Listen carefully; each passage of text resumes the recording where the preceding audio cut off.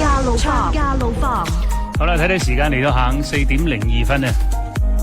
坐喺直播間望出外邊天氣都係麻麻地度，昏暗落住雨係咪？咁亦都係因為天氣預報都話今日佛山呢邊係多雲到陰天，有強雷雨，局部地區有冰雹。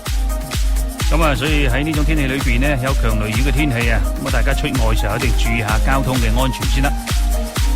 禪城同南海高明雷雨大風嘅黃色預警正在生效嘅，咁所以落雨時候路面濕滑，敬請留意。睇睇外邊交通緩慢嘅路段。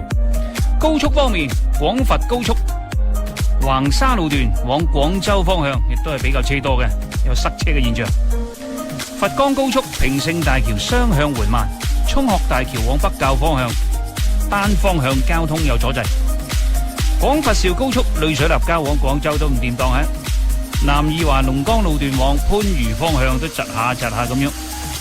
再睇睇廣珠西線南丫收費站同埋大良路段出廣州呢個方向都係立落。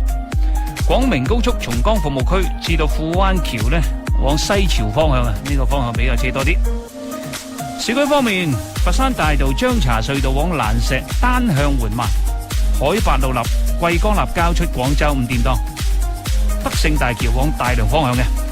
所以今日係假日最後一日，回程路上車仔多啊，大家開車咪囉嗦，平安出入。歡迎你收聽 FM 94.6。FM 94.6，經典好音樂，時刻好資訊。